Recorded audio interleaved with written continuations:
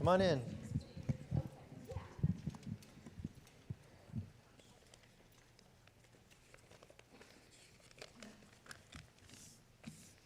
Anybody else lingering at the door? Welcome, everybody, to our senior readings. Thank you for being here. It's nice to see such a big crowd. Just a quick note, please silence cell phones for the duration of the reading. You can use them for recording or taking photos, but keep them quiet. Maybe no flashes, too. It can be distracting. You might scare a reader. Also, please take note of the 2 exits here and here in case of emergency. I have to say that. Okay, so again, welcome. Tonight, you'll hear the most accomplished work from this year's senior class in all genres, fiction, nonfiction, and poetry. This class has been successful by any metric. They are finalists at Young Arts, winners of Gold Keys for both individual work and portfolios in scholastics. They've published in literary journals. They've been awarded prestigious creative writing scholarships, among many other individual accomplishments. Much of that is down to their hard work. But the most important aspect of this class is not just their work ethic or dedication, but it's their inquisitiveness. These seniors represent one of the most inquisitive groups of writers I've ever had the pleasure to teach. And it is that curiosity, a curiosity about society, about culture, about the psyche, about the emotional and spiritual life, that has allowed them to write so well. Because of this inquisitiveness, this group of writers' work represents one of the most diverse ranges I've encountered in my 10 years here. They've written magical realism, surrealism, noir-like murder mysteries, science fiction, versions of horror, and deep and penetrating psychological realism. They have written stories focused on spiritual matters, stories focused on existential angst, stories about complex social issues and power dynamics. In some, stories about characters confused about how to be in the world and trying to find a way, which is really what all great narratives are about in the end. They are excellent artists, and it is my pleasure, and I know the other creative writing instructors feel the same way, to work with them every day. And just like their lives as artists, they are wonderful people, exploring their inner lives and outer reality in the best possible way, open to themselves, to others, and to worldviews other than their own. This is the definition of inquisitiveness for an artist, a curiosity about what it means to be a human, what it means to be alive on this planet. These students always remind me of how strange, wonderful, and awe-inspiring it is to be awake to that. I'm so pleased and honored to get to introduce these writers and their work this evening. Without further ado, Channing Bush.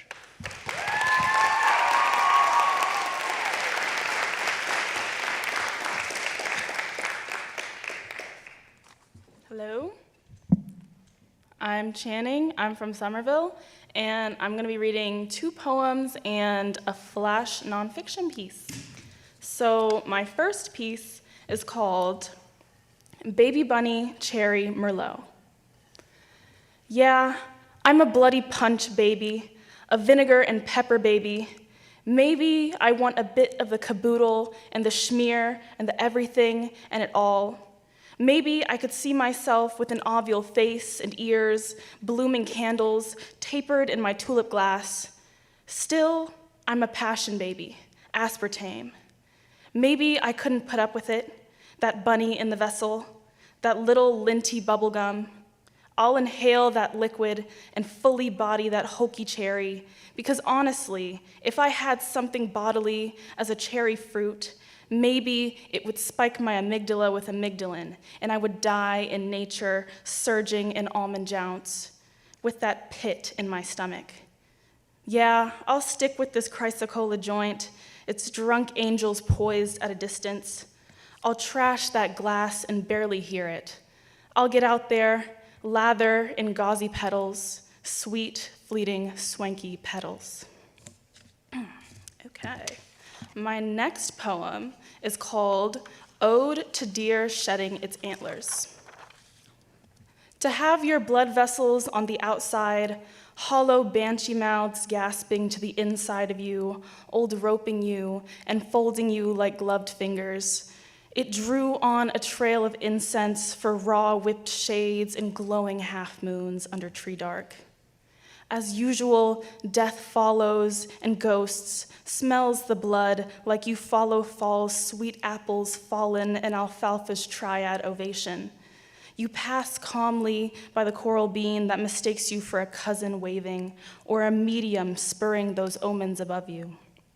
My dear, you have your vessels on the outside, velveteen, bursting red like the leaves under your hoof. Then I knew death would have you, phantom quick and confidently, as the ghosts follow after it. And had you, death did, in a chrysalis, a brown crust that lays in rags now. I saw your antlers made into lean bodies, made bone-hardened vessels for your spirit. I saw you, deathless spirit, bloom. All right, and my last piece, I have to give a bit of context. So basically, I wrote a collection. Okay, so I've been catfishing people for 10 years, and I wrote a collection about all the people that I've catfished, and my longest running one has been for 8 years, like I'm still in contact with her, so yeah. This is basically from the point of view of the person that I'm catfishing her as. So this is called Shane, the Male Feminist. At this point, I've known Hamster Puppy 72 for the better part of 8 years, and I don't think about her often anymore, because I never liked her. We met online in 2017, and to be fair, it was a vulnerable time in both of our lives. Now, I'm very respectful and self-aware. I can recognize one of the snags in our relationship being that I'm not attracted to women, aside from the instances when I portray a man that loves women. This could still mean that I'm not ever attracted to women, but my persona is a 6'2" man with long, luxuriant hair and a face that's handsome because it's distinguishable, making it even more handsome compared to other handsome faces, not unlike Nuno Betancourt of 1980s rock band Extreme. Not only must I love women, but I am duty-bound to revere them, or everything else would go to waste. In an instance where I'm not a man who loves women, that being every other instance besides this one, I would love to have a man exactly like Shane in appearance. I didn't mean for Hamster Puppy 72 to fall in love with Shane, well, to the degree that she had. I don't know why. Normally, I'd pretend to know, heave out a roguish chuckle, who wouldn't, and go about my business as Shane, amusing and humble. But I don't know, or maybe I didn't think it was possible to have my words be the fulcrum of her self-esteem saw. I'm almost sure I loved her, though, like a mother still loves after getting hit on the rear with a shopping cart, because I spent time with her and cried with her when she attempted to break up with Shane the first time. I don't think she should have revoked her decision, but I believe the reason she changed her mind was because she desired more love than a disembodied shade of a man could give her, and she thought she would get it, which is also why I think she shouldn't have changed her mind. Her grandfather wants children that look like him. We know what that means. I can't provide that in any way. Pretending to be white would make it tougher to keep consistent, and I could never meet her father. She wanted chihuahuas. Her future with me visioned chihuahuas in tutus and crimped collars. She was willing to have chihuahuas with me despite everything, despite her family.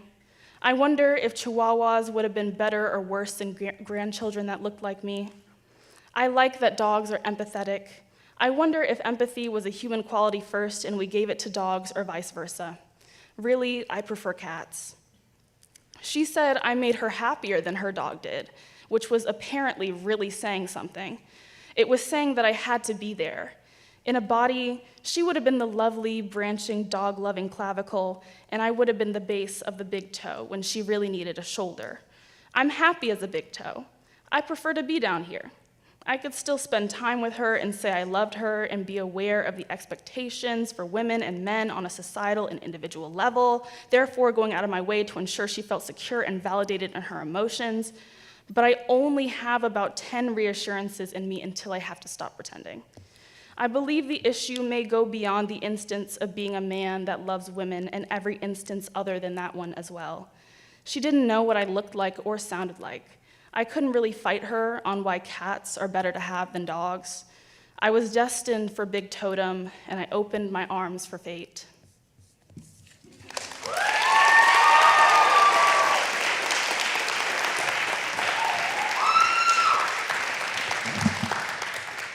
Hi everyone, I'm Anna Castro-Spratt. I'm from Greenville, South Carolina, and this is a collection of poetry called The Contemporary Women's Bible. It's a modern examination of a couple of biblical stories of Adam, Eve, and Lilith.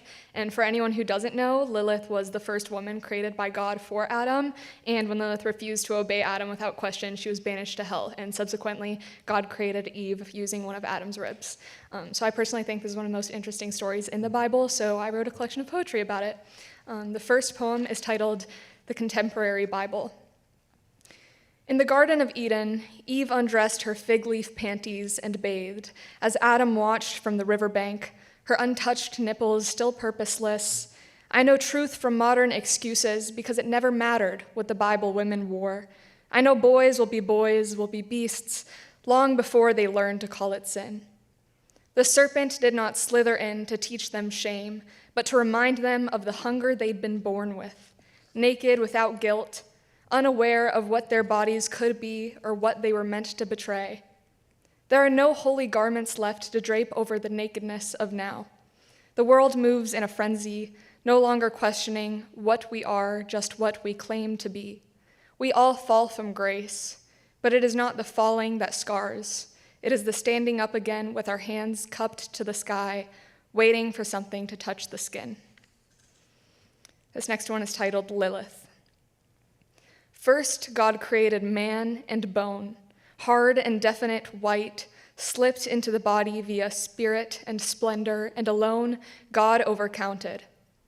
First, God created Adam and the first woman Lilith, little light-haired lady, little disobedient woman did not bend to the body and will of her biblical boyfriend. Lilith made Adam into boy toy. And embarrassed, the two men, Adam and God, banished her bad belligerents to hell and plucked the overcounted rib from Adam's chest and called it Eve. This next one is Garden. A poem in which I am a woodpecker on a guava tree, watching as the naked man and woman below join and separate from bone and breath, one leaving the other to find God. A poem in which I am a woodpecker desperate to find God, in which I have killed this garden around me in an act of sacrilege, uncontrollable force. I have torn these trees apart until there is only one left. What I'm asking is, was it my fault?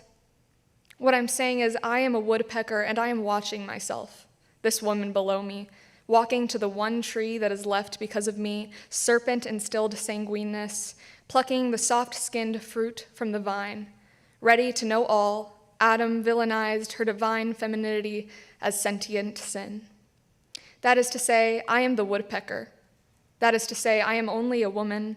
I am Eve and apple, and I am killing the guava tree or this garden entirely. This poem is titled Exploding Dream Guzzle on Rebellion.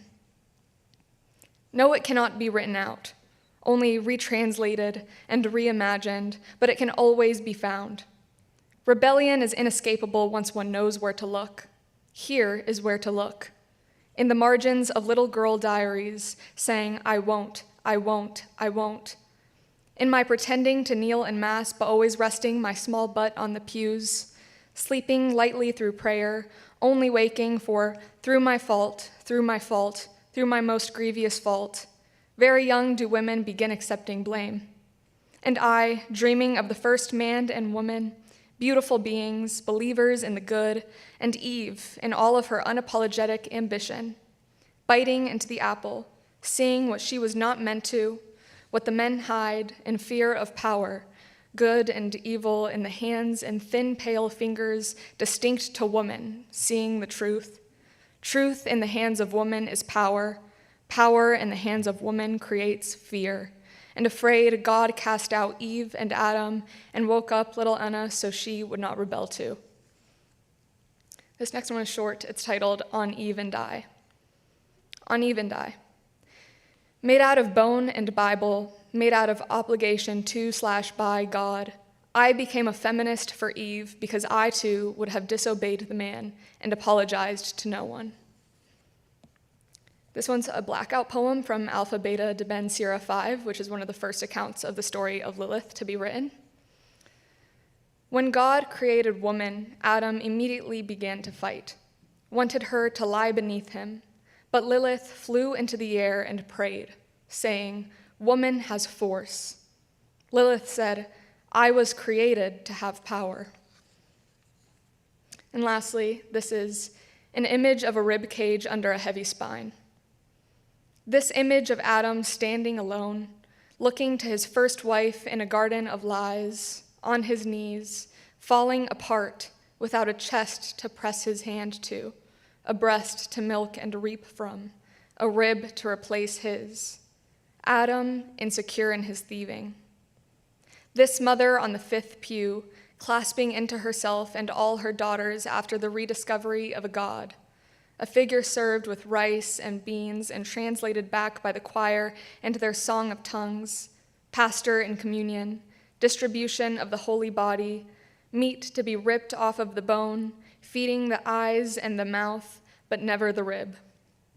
This daughter and I, under the eastern sun, laying in the open fields, mirrored 40 days and nights, admittedly sacrilegiously, drenched in hot solitude and rainwater, hours of movement, and finally, the releasing of the conscious as the body rises and the lips open, desperate for a drink of wine, holy blood, a reminder that she is only a rib, the substitute. All of this to answer the calling query, what is womanhood? Answered, the building of a rib, the intimate caress of bone as it slips into the body and later becomes one. Thank you.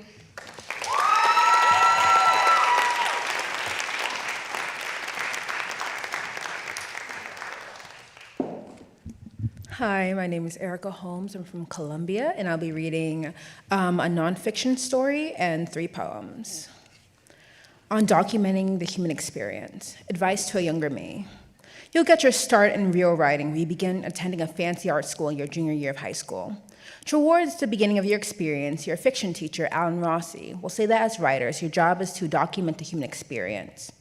He will sit at the front of a bare-bones classroom, sporting long tables and old swivel chairs, the newest of the creative writing classrooms with depressing white cinder blocks, a mural of books, a large television that only plays DVDs, and towards the back of the room, a poster comparing alumni to dog breeds.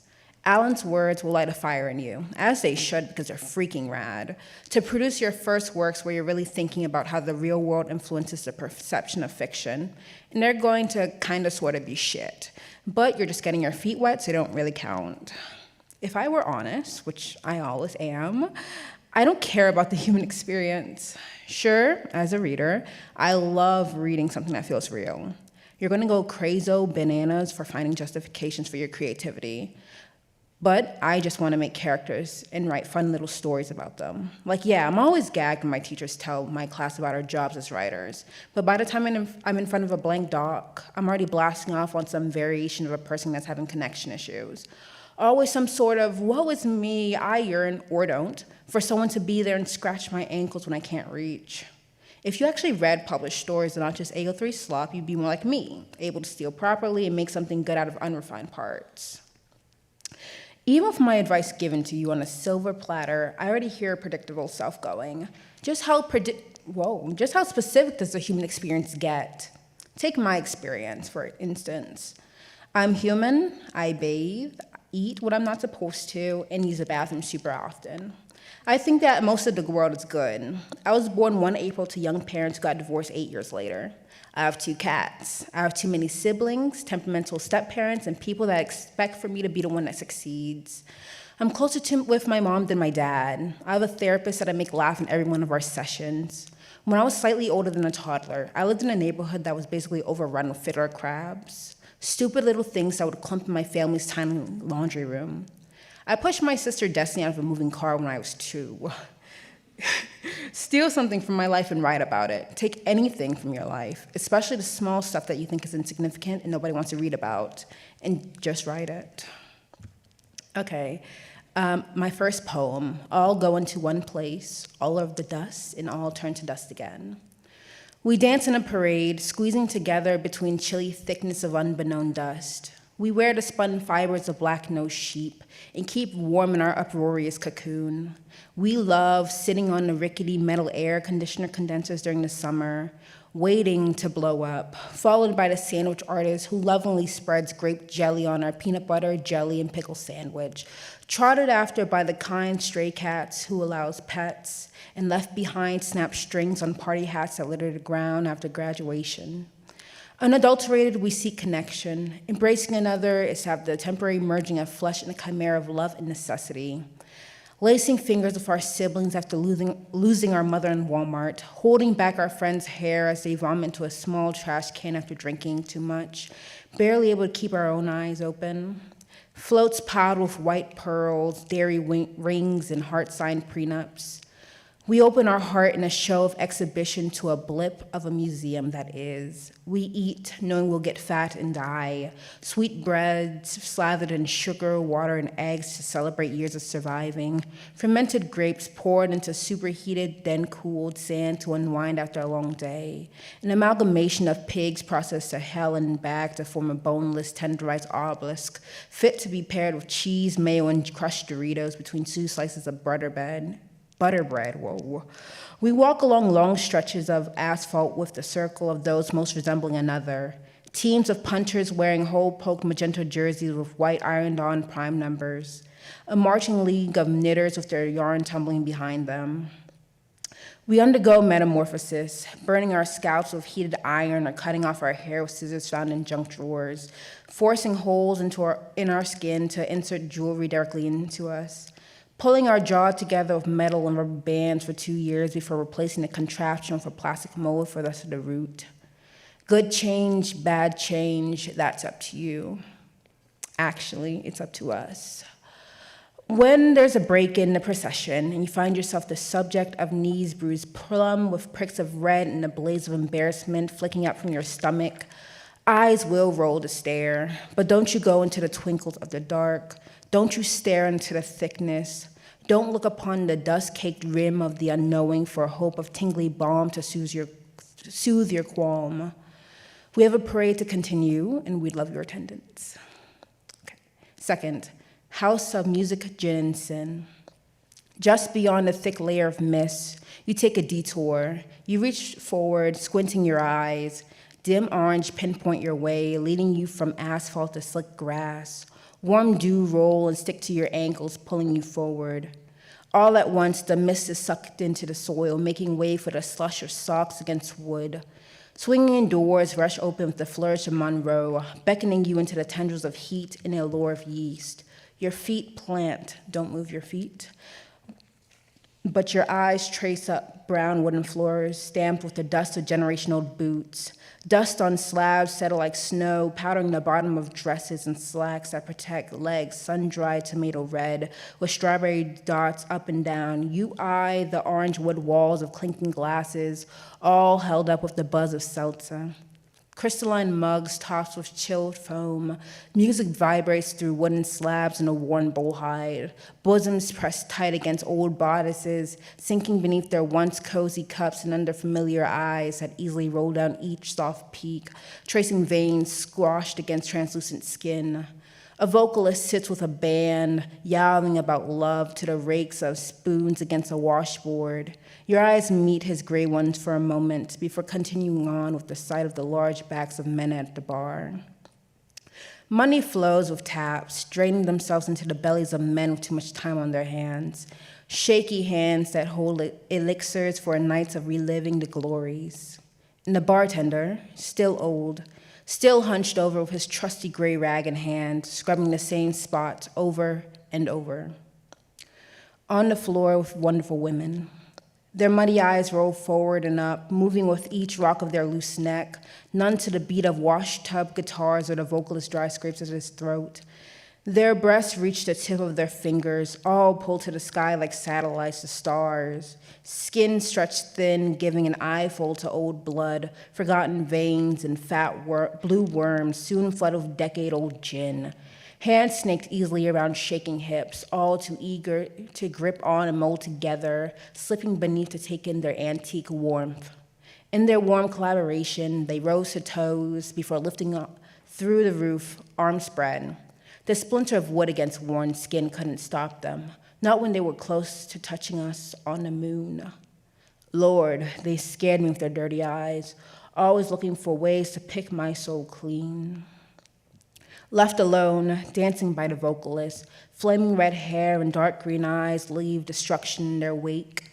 The hangman hooked a noose around each and every one of the brown shirt, cloudy-eyed guzzlers, pulling them to the floor to keep her warm. Thank you.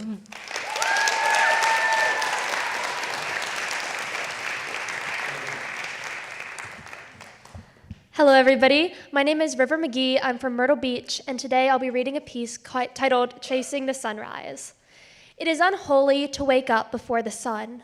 Rebecca briefly wondered if she could have her shifts move later for religious purposes. Not that she was religious, but still, it was a principle of the matter, and it felt impossible to have a good day when even the sun was crying. Rebecca sighed as she peered through the blinds. By now, the sun should have been rising, but she couldn't see it through the heavy black clouds and the rain that smacked against her windows. She told herself she was going to quit today, but she had been saying that for the past 8 years. She was paralyzed in the slow death dance of work, like when you're standing at the edge of a cliff and your muscles won't let you fall. Resistance is protection, but after a life of staying on the cliff, her muscles forgot how to jump. Rebecca pulled her uniform over her pajamas and then squeezed herself into a raincoat. Typically, her pajamas hugged all of her smells close to her body. As she zipped up the raincoat, she tried to remember when the last time she showered. Wearing the same clothes made her days bleed together. When Rebecca stared at herself in the mirror, the only way to track the time was the oil on her scalp and the brief memory of her going to sleep the night before. Rebecca's mind stayed in hibernation until the first sip of the diner's coffee. It was technically meant for customers, but she couldn't work as effectively without it. Dave, a regular, came in first. He liked to get to the diner early so that he could drink his morning coffee without smelling like fish. But after so many years inside of the factory, the fish had just become a part of him. He couldn't escape the smell if he tried. "It's my homeostasis," he told her as he poured out more coffee. "What is?" Rebecca asked. "Work," he said, "but my wife wants me to retire." "You should. I wish I could retire," she replied. She started to wipe down the table next to his with a cloth, not really listening to him, but letting the words wash over her. "Working is the easy part," he told her. "I'm only ever tired when I'm at home." "I'm always tired," she said. "It doesn't matter where I am, I'm always tired." He laughed. "Well, then maybe you should retire." He went back to drinking his coffee, and they fell silent. The entrance flung open, and a gust of air punched through the door. Tom hurried inside to get out of the rain, and the punishing wind forced the door closed behind him. He kept his hair short, but the fringes of it were plastered against his face. They'd gone to high school together, although neither one of them liked to admit that. They pretended to be strangers, and maybe they were. They'd only had a few classes together, and you don't really learn all that much from someone just because you took Algebra 1 together. Watching him become a middle-aged man with a pot belly gave her motion sickness. Rebecca brought him a coffee, black. She might not know him, but he was enough of a regular to know what he liked. When he didn't say thank you, Rebecca cursed him out in her head. Their silence used to feel like a gift. She was grateful she didn't have to acknowledge him and run through the awkward small talk where they pretended like they actually cared about one another. Now she wanted him to acknowledge her, to look her in the eyes and say, "I know you." But their silence had hardened over the years, and now it was impenetrable. She wouldn't know what to say. Luckily, Dave always knew how to start up a conversation. Decades in a factory had taught him how to fill time with words. Damn storm. Well, he knew how to start a conversation, but he was much less adept at keeping them going, and Rebecca was too bored to not talk. "I know. I wasn't even able to see the sunrise this morning." "I try to watch one sunrise a day," Tom said. "One day, I want to get in my car at the beginning of the sunrise and just drive across the country chasing the sun. I wonder how long I could watch it." Rebecca stopped. "I don't know if that's possible." Dave jumped in. Oh, it's possible. One time I had to fly up to Alaska for a fishing trip. We flew from the Atlantic Ocean to the Pacific, and I swear to God, I sat in that sunrise for hours. Made me religious. I always get religious when I fly, Rebecca confided. I beg God not to crash us all. Only 1 in a billion something people die in a plane crash, and I'm not 1 in a billion. I'm too boring. Me too, Tom told her, but I want to get less boring. I want to do something cool. Everyone needs one interesting thing about them, Dave said. You don't have anything that makes you interesting? It felt like a challenge. Rebecca knew she was boring. She liked to take comfort in it. But now it didn't feel like safety. It felt like a cage, something she couldn't escape if she tried, and she felt the emotions stick in her throat like all the words she wanted to say. The door slammed open again with the sheer force of how hard the wind was blowing. The cold snuck past her clothes, and a layer of goosebumps burned into her skin. She shivered. The cold air made the world seem more mysterious, risky. It made her want to laugh even though nothing funny had happened. You really want to watch the sunrise? Let's go. Fill up on gas and pick me up after work. We can get unboring together. She egged Tom on. Okay, you close at 8, right? He asked. Right, she said. She wondered how long it took to chase a sunrise. She probably needed to call out of work tomorrow. God, she hoped she got fired. The rest of her shift passed, with Rebecca feeling like her chest was too tight. The concentration of her emotions needed to be diluted, or they would rip through her. She wanted to hoot and dance and jump around, and she wanted to keep on wanting, because it felt good to want, and she hadn't been wanting enough recently. When Tom came to pick her up, she realized she wanted him, too. She wanted to really know someone again. Rebecca got in the car, and Tom started driving immediately, like he was afraid that if he went too slow that their reason and logic would catch up to them. They drove for a few hours. Casual conversation faded as the night deepened, and it turned into a reverent silence as they stared at the sky. It was black, like a dream without the memory attached, so dark that there's no point in opening your eyes because it won't make the world any brighter. But as she watched the corner of the sky where the mountains meet the road, she could see the sky turn into gold. Pink ribbons of light threaded through clouds and illuminated their edges in a molten silver. The warmth melted her inhibitions, made her feel alive and free. Tom looked at her seriously. You have to promise me something. Rebecca wasn't very good with promises, so she said, Promise what? Please, promise you won't kill me. I just realized I invited a random stranger into my car. His face broke into a smile at the end. Well, I don't know you either. You could be crazy too. I mean, what type of person invites a stranger into their car, she asked. He stared at her. What type of person accepts? She had a retort on the tip of her tongue, but he continued, I'm just joking. I know you. She turned in her chair so she could really look at him, really see him. You can't know me. I don't even know me. Tom shrugged. I guess it's time to change that. She looked at the open road. I guess so. Thank you.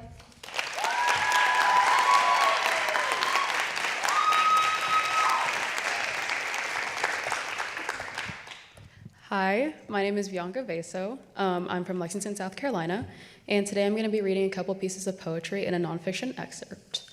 My first poem is titled Museum Gallery of My Childhood. As soon as we enter, my father sits at the dining room table. Here, he eats his breakfast silently, the boiled eggs of every morning, the salt and pepper he cracks on them. He reads over the morning news, the latest development in politics. We leave him here and walk through the doors of my aunt's backyard. My father sits surrounded by plants under the mango tree. He's younger here, his shoulders not as rigid. His mustache is yet to gray, his knees stronger. He sits surrounded by his family, all 10 of them. My grandfather still remembers his face. My grandmother still cares for the garden. In another exhibit, I stand on the top floor of a parking garage. I lean over the ledge and look out at the skyline. My friend and I think of the months that have passed. I talk about the boy who stands by the opposite wall of the museum. His back is turned, it shifts with a deep sigh.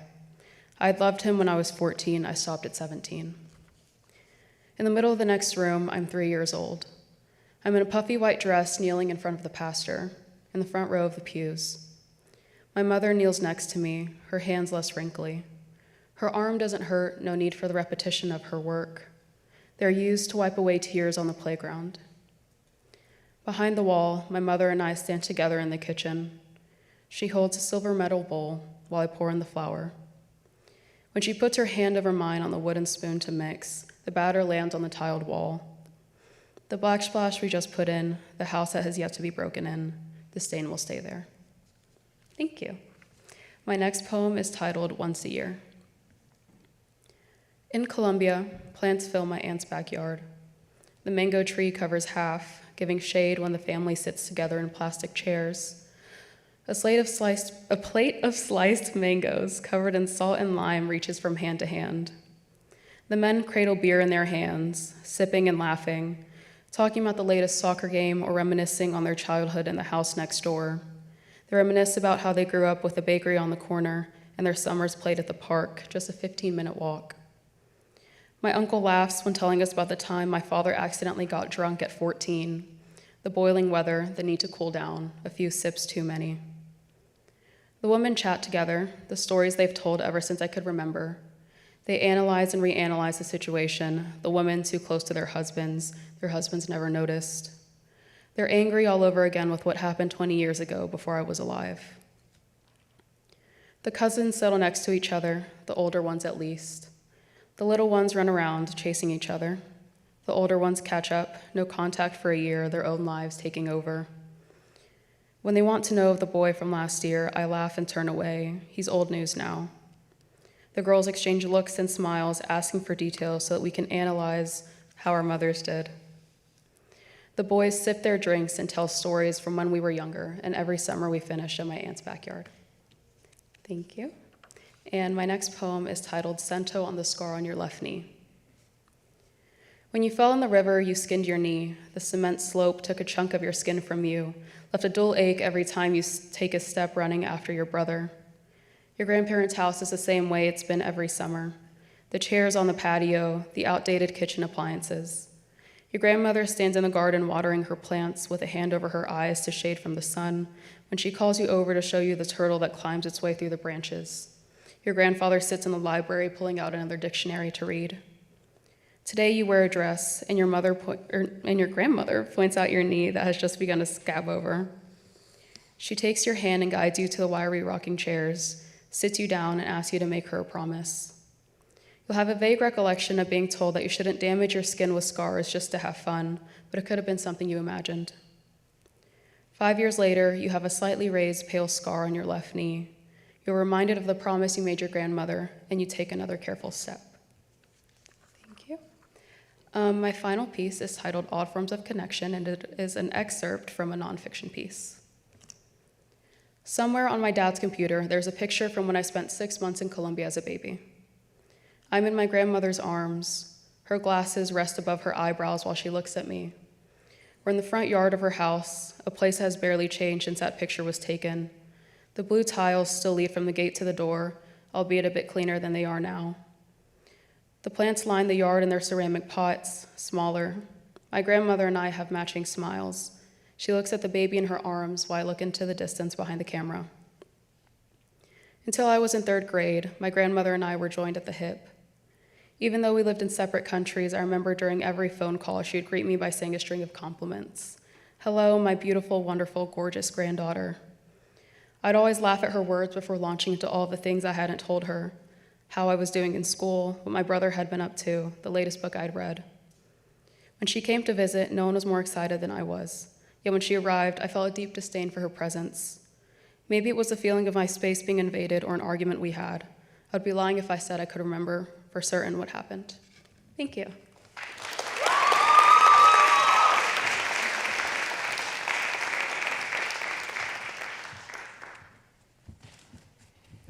Hi, I'm Indigo Nath. I'm going to be reading some poetry and an excerpt from a fiction piece. First thing I'll be reading is a poem called Unimos espérance à traverser la terre, which means a great hope has crossed the earth in French. When I think about the future, it tastes like gypsum panel and maybe a hint of orange pith, like a sliver of mandarin without the real juice, a china fakest the vase my mother crows this antique, preens and picks dust from with a tweezer, while the dog howls incessantly on the couch at neighborly squirrels who stare at our house with indignance and gossip about our morals.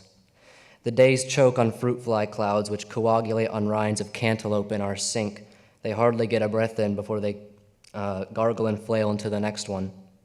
When I cradle their corpses in my arms near my gut, I despond. There are so many years rotting and bloated that it's impossible to stuff them in the foamy cream beffonts of linen lining the single cherrywood coffin in the cemetery, mantled with hand-carved Greek crosses, and so all I can do is count cloud tufts through the door porthole as months puddle, congeal sickly on my stale living room rug. Nails gnawed raw, I hope sans prayer for the sweetbriar day that I'll join them. All right, so a bit of context for the fiction piece. In Christianity, but in Catholicism specifically, one way the church tells if someone was a saint is if when they die, parts of their body don't decompose, and they call it incorruptible. And also frequently, people pray to saints asking for intercession, which is basically just asking the saint to pray for you. And this story is called What I Am, You Surely Will Become. My skull is starting to flake, I think. It's pretty yellowed at this point. It's festering with some grody black stains on it, which smell like mold. And even though the church still insists on calling it incorruptible, the poor thing's mandible is rotting, so the jaw is misaligned, giving the patron saint of death a constant look of dumbfounded stupefaction. But despite the stench, every pilgrim who visits my remains insists on touching them. Apparently, it's good luck to rub the crack in my nasal bone where the Klansman's bullet that killed me struck. Personally, I feel like it'd be the opposite, but I can't exactly judge them because the priest seems to encourage it. He dresses my skull in roses and robes it in silk. There's always a thurible of frankincense wafting above my parietal bone. He's seriously making me out to be way more important than I am. And the fact that he etched my name, Saint Kozowski, doesn't really fit my grandiose title in fall gold on my glabella. It's so tacky, I can't stand it. I think he does it as a shitty marketing thing, too, every holiday when the clergy change my little Zacchetto hat to match the liturgical calendar colors. They take a selfie with me for their Instagram account. Last Lent, they even posed for it. They threw up 4s and everything. Now, I personally croaked before social media addiction usurped alcoholism as Earth's favorite sin. And even if saints got cell phones, I wouldn't have time to use it since I'm always behind on prayer paperwork. But if I still had fleshy fingers to scroll with and I saw some 60-something odd priest flashing gang signs in front of a depressed skull and a flower tiara on my feed, I'm tapping the 3 dots to tell Instagram not interested. And I think that's what's happening too, because the church has been pretty empty as of late. It's annoying because I'm running a bit behind my quota on intercessions, although I'm not surprised. There aren't really many devout faithful in Western North Carolina, and there isn't much else for pilgrims to do here other than fondle my maxilla. In fact, this old half-shaven man in a trench coat who's rubbing its fabric raw between his fingers, that's what seems like some kind of nervous tic, is the only visitor I've had this week. I watch him from my disembodied consciousness. Right now, he's holding his newsboy cap to his head while looking at the iconography on the ceiling. It's a mediocre copy of Da Vinci's Last Supper as he trudges his way towards the pedestal elevating my skull.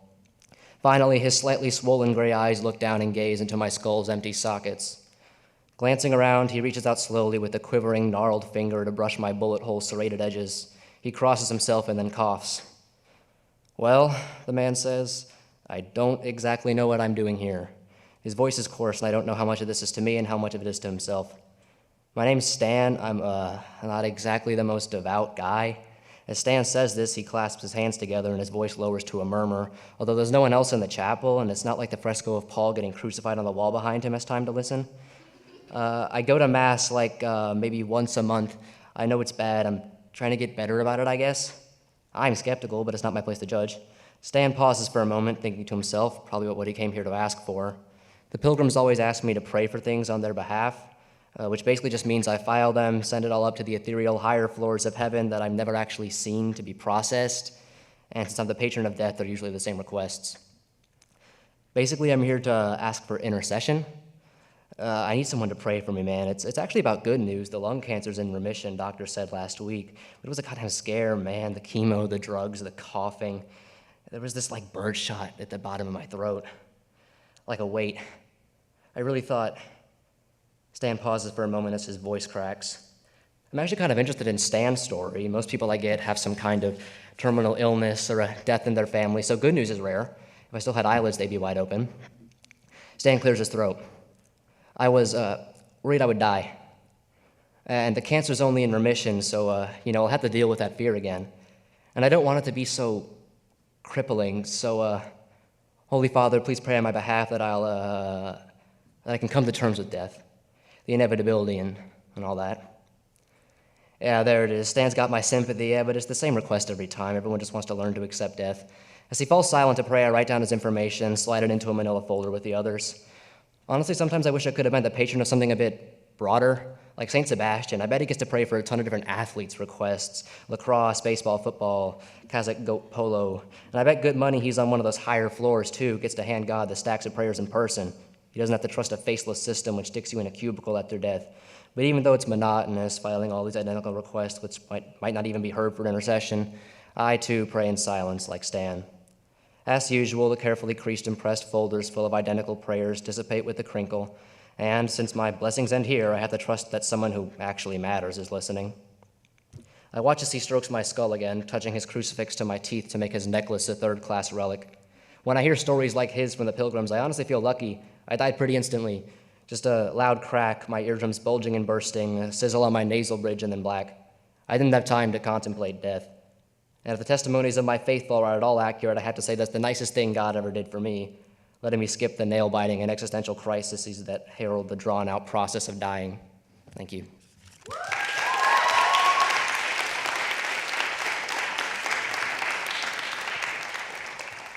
Hi, I'm Lizzie Lindsay. I'm from Greenville, South Carolina, so here. And I'm going to be reading a short essay and a poem. And a little context for this essay, it's part of a larger collection in which I model and title each essay off of a fortune that I've collected in my life. So this one's the third in the collection, and it's called Example is Better Than Perception. When I was 11, the Little League teams always met at the park by my house. My father and I stood on the sidelines of the field, fingers hooked against the chain-linked fence, watching my younger brother's games. When I would wander off and fall against the gravel or off the monkey bars, and come back with blood on my knees, my father would just tell me the score and to wipe away my alligator tears. My father is the type of man who enjoys garages that smell of car oil and spray paint cans, long stories, and people with a contempt for politics and the college system. My mother used to tell us we were the same in everything except our noses. But when he takes me to an Atlanta Braves game for my birthday or listens to sports talk shows at full volume on the car radio, I can't keep reminding him I don't know anything about baseball. Instead, I befriend the other blonde girl I see at my brother's games and join her softball team. I learn the rules, become a New York Mets fan like my brother, and wear his hand-me-down equipment.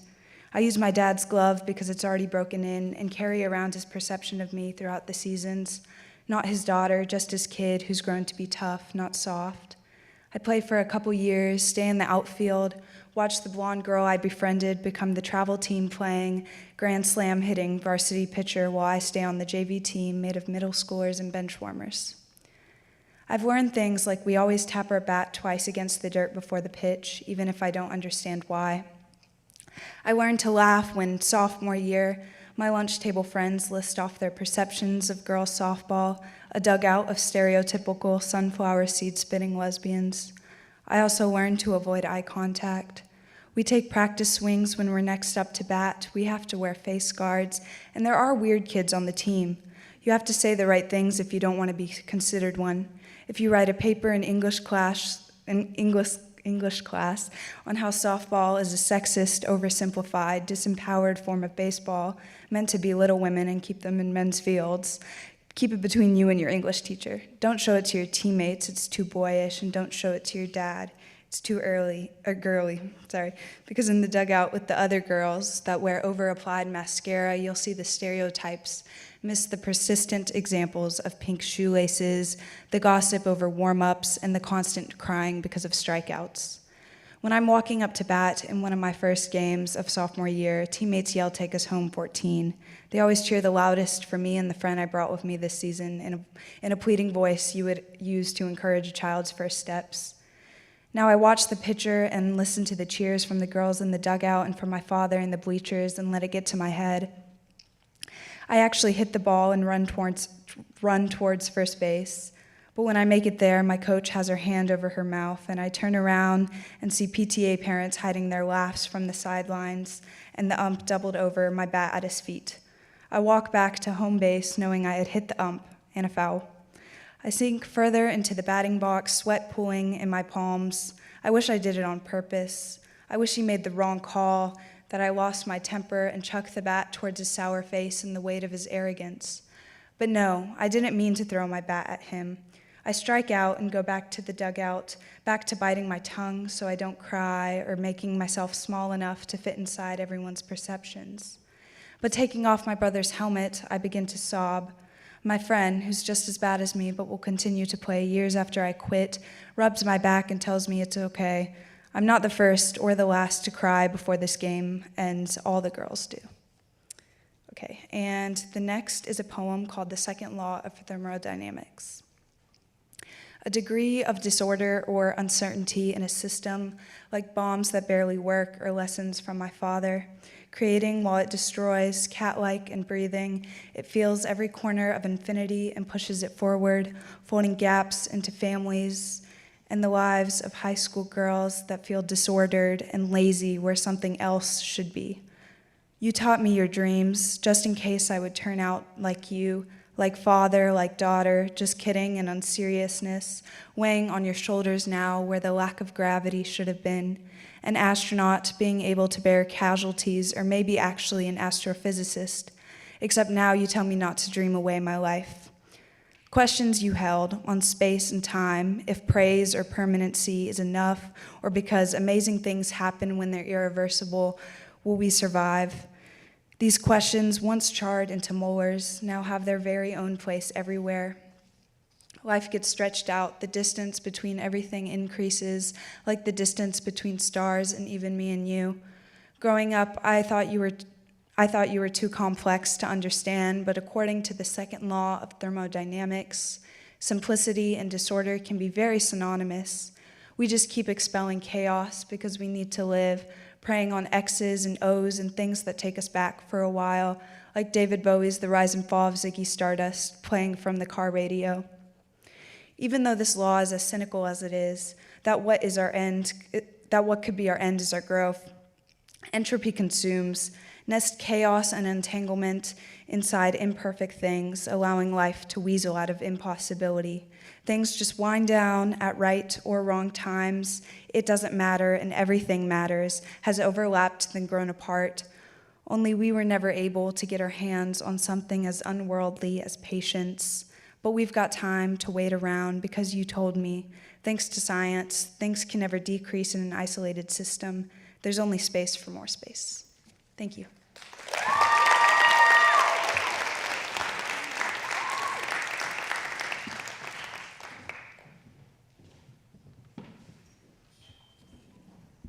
Okay, hello. My name is Dune Adams. I'm from here in Greenville. I'll be reading a poem and an excerpt from a piece of fiction. So first is the poem. It's called Ghost Riots.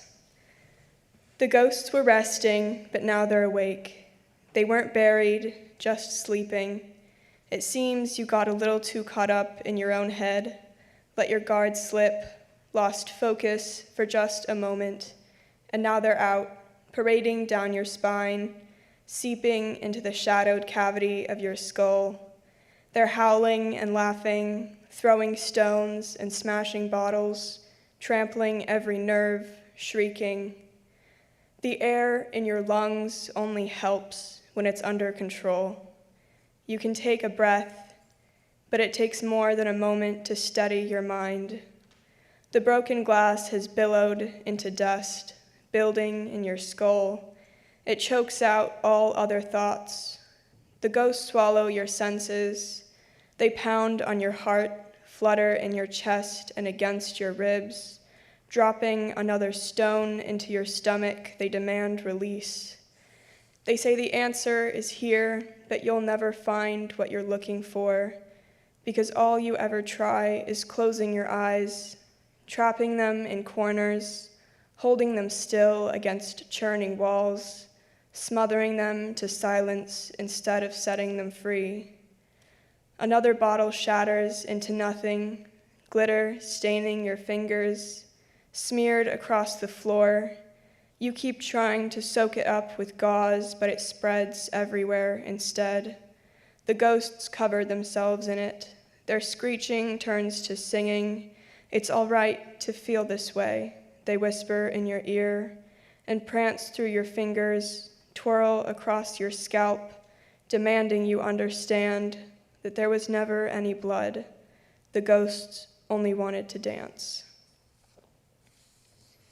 And then the fiction piece is called The Fish and the Fears. It's early spring, and Casey sits on a bench in the park. The grass is green again, and little flowers have started to creep up among the weeds. The tall oak trees are still barren and spindly, but the smaller trees have burst into bright wisps of pink that dot the park like fluffy clouds. Casey watches the people mill about, joggers running down the path, parents pushing strollers, and people playing fetch with their dogs. June sits beside her, and the familiar pull of his presence is comforting, even if she can no longer see him. She's thinking about frogs and flowers and childhood. A question looms above her in the shape of a fish, but she's afraid to ask it. She's been thinking about magic and regret, and she isn't sure if she believes in either. The first time Casey meets June, she is 6. She walks into her room and finds a boy sitting on the floor. She has never seen him before, but she isn't frightened. June is wearing a jacket made of color that has mismatched buttons and big stars stitched across the back. Casey likes his jacket because she thinks it looks soft. June likes the jacket because he thinks it looks strange. He stitched the stars on himself. June has a fish. Casey thinks the fish looks ugly. It is big and round, and its scales are the color of dirty snow that's been sitting on the street for too long. June tells Casey the fish's name is Bo.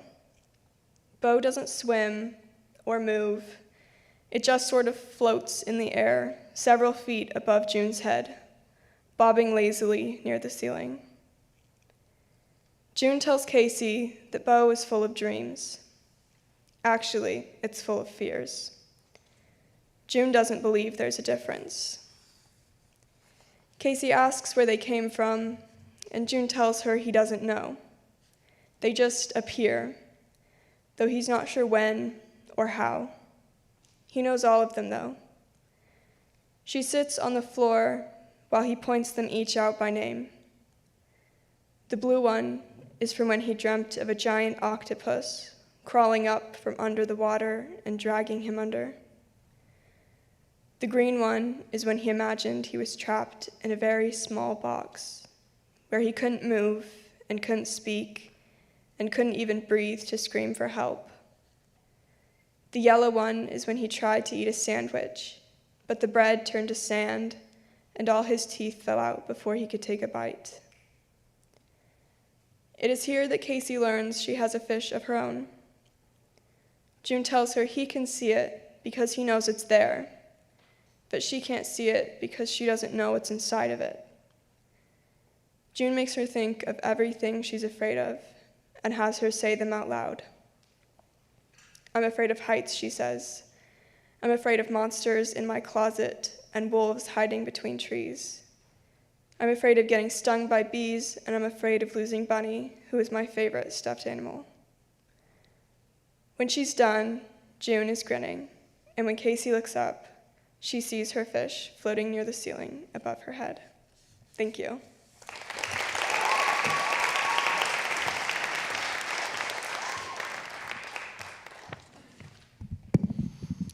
Hello, everybody. I am Lily Rondo. I am from Hartsville, South Carolina. Today I will be reading you 2 pieces. The first one is a poem entitled The Gunslinger's Consolation. The desert is like a rock tumbler, abrasing and filing down everything it can touch. Your bones, your flesh, long gone, blown away and sold, a price tag of 45. You will never know what happened. Fret not, though. Enjoy it while it lasts. The sand grinds at your joints, wearing away as you pull your soul into your body, reaching in to extract any last breath you can find. Behind you, tracks left in the mud, first as footprints, then long streaks, before turning into trails, a crimson pool. New to the fighting game, paying the price for your arrogance. Next is a portion of a fiction piece entitled The Clinic. Let me see. I pulled my sweatshirt up so he could check my stomach. He stepped closer to the exam table and began to look for, well, something, pressing into every inch of skin, his cold hands making me just want to get up and say, screw this, it's not worth it. I don't want to be felt around by a creepy old man in his 60s. Just keep the cash for this session. But I endured it a little bit longer. It's looking, if you keep up the way you're going, you'll be down 10 pounds by the end of the month. So I'm on track? I asked. Not quite. We try to get people down 20 by their first session. So am I not quite where you want? Pretty much. There's something. He stepped away to his desk and began to rummage through a drawer in the exam room for an uncomfortably long amount of time. What is he looking for? He's going to pull out some kind of surgery form, probably. He's going to ask me to try some experimental workout treatment where they strap me to a hamster wheel and force-feed me amphetamines and Monster through an IV drip till I look like a damn skeleton. Or maybe he'll just make me starve myself. One of the two. He popped his head up from the drawer, prescription sheets in hand. I'm going to write you can lower your shirt down now. Oh, yeah. I lowered my shirt, shielding myself from the cold air of the clinic, warmth rushing back to the flesh that may as well have been in the Arctic. I've started wearing hoodies to these appointments just so I don't have to freeze half to death every time I want to weigh in. I'm going to write you a prescription for phentermine and topiramate, he said. Supplements? I asked. Just as a helping hand. You're going to need to stay on the track we've got you on, though. Do you really think I need them? If you're going to stop gorging yourself on Cheetos every night, yeah. Huh? The phentermine is going to reduce your appetite, he said, trying to skip over this little dig, probably hoping I'd ignore it. I didn't. The topiramate supports that. And if I don't want it, you'll be behind. We don't want you to be behind. Behind? What do you mean behind? Am I not up to your Billboard standards? Am I not another one of those success stories you can post on your Facebook? I see, I said, very much not seeing. So just take this up to the front desk. You'll have the bottles before you leave. Got it? Have a good one. Yeah. In front of the clinic, I passed the clerk the prescription papers. He pulled 2 little orange bottles out from under the desk and set them behind the window. Is your insurance covering this? He asked. I think so, yeah. You sure? But, yeah, I guess. You don't sound confident. I'm confident. All right, sure. He finally pushed the bottles through the little slot. I scooped them up and threw them into my jacket pocket, letting them rattle around as I walked. As soon as I got in the car, I chucked them straight into the glove box. Out of sight, out of mind, apart from the fact that they won't stop rattling every time I hit a bump or take a turn or change my speed at all. Dang it. I pulled back into my parking space, but I just didn't feel ready to go back to my dorm, so instead I grabbed the pills from the glove box, threw them into my jacket pocket again, and went into the cafeteria. I hovered around a salad bar, indecisively bouncing between options before just grabbing one of everything. I found a clean table near the windows and started to pick away at my salad while scrolling on my phone. I noticed a fairly tall shadow approaching from behind, but I tried to ignore it just as I was ignoring the Dayglow orange bottles sitting behind my mess of lettuce and onions. That salad looks like shit, the shadow said. I know, I replied. Then why are you eating it, the shadow asked. Because it's what I can eat, I said. Why? Trying to lose weight. They looped around the table, sliding into the seat across from me. She was standing around 6 foot, pale white with bleached hair, wearing rose-tinted sunglasses and an extremely oversized Wash U hoodie. She was in my physics class, or was it calculus? Either way, they were vigorously tearing into a plate of nachos. Losing weight, she said. Is that why you have pills? I stuffed the bottles back in my pocket. Who the hell does this girl think she is? Yeah, I said. How do they taste? She asked. What? All pills have a taste. What's theirs? I don't know. I haven't tried them yet. Why not? She asked. I haven't had the chance. You're supposed to take them after you eat. Well, eat up then. But I don't really feel hungry anymore. I thought you didn't take any of them yet. I didn't. Can I have it then? She asked. The pills? No, the salad. Oh, yeah, sure. She snatched the salad before I could even take my fork out and started to pick through anything she didn't want. Did you put olives in this? She asked. Yeah, I think so. I had to take these god-awful fish oil pills for a while. They tasted like olives. I've never liked olives. I don't think fish oil tastes like olives, I said. It does if you don't like olives. Fair enough, I said. She pulled a tissue out of their pocket and started to pluck every olive out of the salad, taking extra care to avoid touching them before placing them down. Once she had finished, she tied up the tissue into a little pouch and stuffed it into her bag. You're saving them? I said. My cat likes them, she replied. Cats can have olives? Never heard anyone say they can't. This is too much. I don't know how much more of this I can take of anything today. I think I'm going to head home, I said. Where's home? She asked. Upstairs in the dorms. Which room? She asked. Why? I replied. In case I want to send you mail, she said. Why do you want to send me mail? I asked. Gotta give the postal service work. Please don't send me mail. Okay. That's all. Thank you.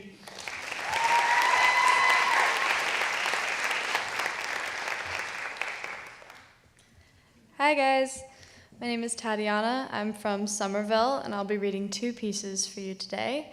The first is a poem titled Sistina. It's written in the poetic form of a sestina, shockingly. Sistina.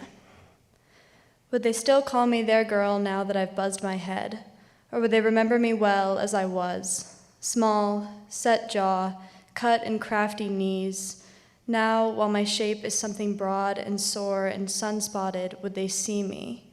Would they abandon those old high hopes of a girl raised into right, tight-framed ticker? Would they hate my name, that beautiful hiss of a word, Sistina, for I am a wild woman? I learned myself well from wealths of other women, bird-like things with third-degree necks and hollow heads that echoed old wives' tales. They called me a name they slung sour from their throats, something that meant cut away from the born bare chest of another. They raised me high on waxy wings, but never taught me quite to soar. So I left them in the abbey, running till my bones went sore and muscles mushy like hot tar tightening.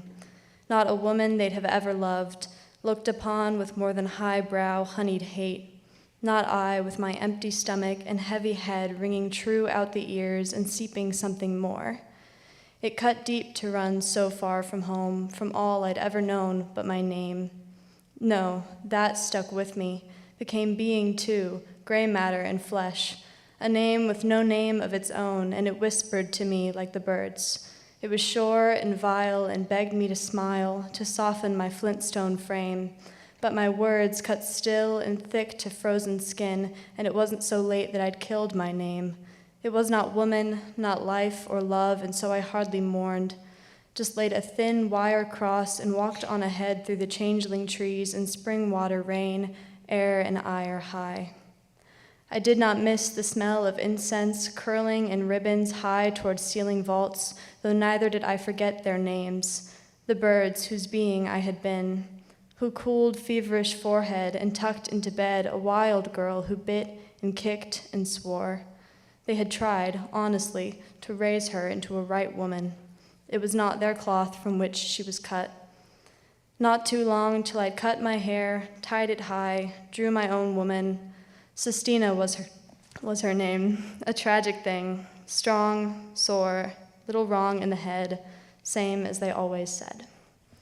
This next piece is flash nonfiction. I realized as I was compiling this that I have yet to read any nonfiction, so better late than never, and it is entitled Obituary.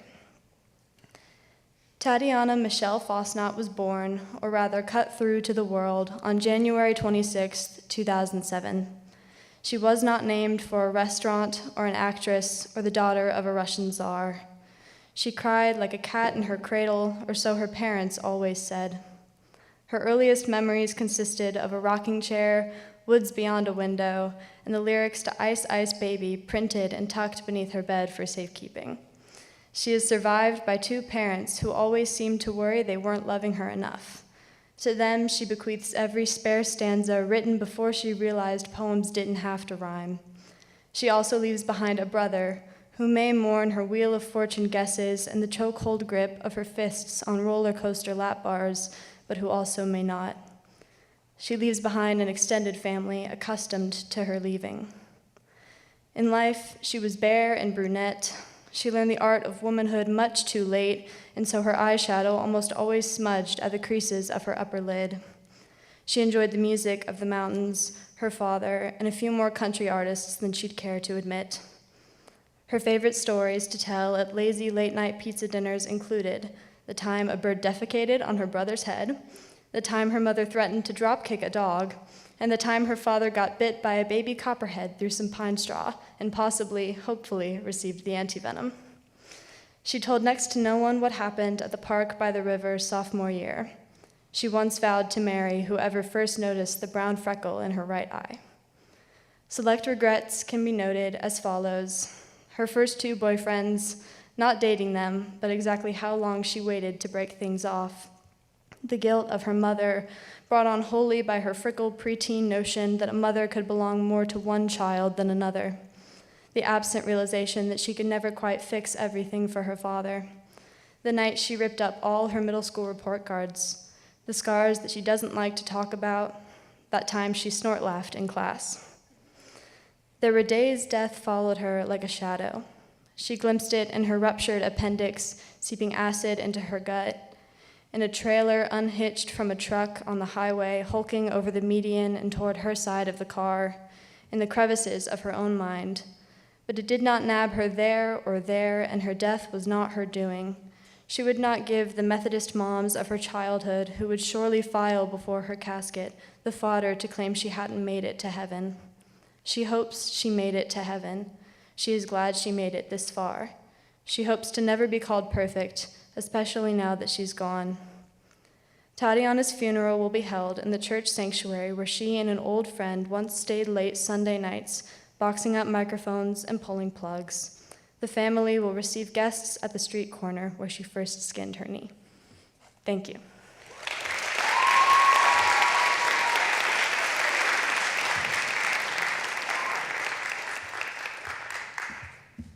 Hello, I'm Isabel Garcia from 6 Mile, South Carolina. That's near Clemson. And I will be reading two excerpts of 2 different fiction pieces that I have written during my time here. And I will try to keep this quick because I am on a time budget. This is from one titled Guinefort Capella. It was colder beneath the trees and much darker than Guinefort had expected. The buzzes and hums of insects reverberated across thick tree trunks. If she had been younger than she was, she thought, and therefore much less world-wise, she might have been even just a little bit scared. A strange, rattling, thumping sound, the sound of something rapidly colliding with wood, sounded through the darkened trees. Guinefort shuddered and clutched her little red and yellow and blue ball tied to her chest. Perhaps she was a little frightened, she admitted to herself, but only a very little bit. The mushroom person that had led her tugged her forward, and shivering, Guinefort followed. Small sticks scratched at her legs, and each time they did, she would pause to snatch them up or pluck them from a bush or branch and admire them. In her eyes, they were the most beautiful things in the world, crumpled and rough as they were. Each one different from the last, so unlike the straight lines and pale, sickly white hallways she was accustomed to. Then Guinefort would, with the utmost care, slide them into her tangled hair. Their procession grew in number as they marched through the woods, more and more mushroom people appearing from between the trees. Some were so tall that their caps came up to Guinefort's shoulders, while others could have fit on a penny. They came to the edge of a clearing. The leaves above them broke open and allowed the light of the stars and the moon to shine down onto tall grasses and lowly shrubs, and in the very center of the clearing, a shape drenched in shadows, a shape that resembled a looming throne. There, the mushroom people stopped their parade. Guinefort had accumulated so many twigs that they formed a ring, a circlet around her head. The mushrooms began to encircle the clearing, letting go of Guinefort, moving with their strange, waddling walk to wrap around its circumference. Guinefort moved to join them, but the first mushroom she had seen, with its bulbous brown cap, took her hand and pointed to the center of the clearing, at the throne that sat there. She pressed her ball against her heart, wishing to fold it into her chest. "You want me to go there?" The mushroom nodded. "Do I have to go alone?" The mushroom nodded again. It let go of Guinefort's hand and entered the circle of mushrooms, soon becoming lost within the congregation of fungi. Guinefort took a deep breath of the moist forest air, full of so many smells, both rich and flowery and so unfamiliar that she couldn't begin to name a single one, and stepped into the clearing. The mushroom people went still. The hum of insects dulled as the tall grass brushed against Guinefort's arms, and she took another step forward, and another, until she had reached the center of the clearing. In front of her, rising through the air, taller than her mother, than the front door had ever loomed, was a throne, resplendent. What else could it have been? The shattered, jagged stump of what had once surely been a magnificent tree sprouted from the ground in just the right shape, and within its flaky, pale wood it cradled the body of what Guinevere thought, must have been a king. Withered limbs and twisted flesh, hid in rich shadows, and what seemed like a million types of fungus twisted from its crumpled form. Some were wrinkled and folded, others smooth. Some were large, others were small. A very small number were brightly colored, and the rest were brown or tan or white. She stepped closer, squinting at it. Everything was silent for a moment, everything but for the wind between the trees and the rustling of leaves and grass. Then, in the air before Guinevere's eyes, a warm yellow glow the size of a sunflower seed flared into being. It spun around her, and she spun with it, her entire body trying to follow its motion. Another light bloomed, and the mushrooms, distant but all around her, began to wriggle their arms in a strange dance. Then a third appeared, and a fourth, all spinning, all flickering on and off.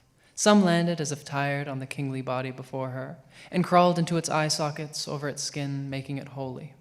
Guinevere felt tears in her eyes again, and through them watched the lights waltz around her.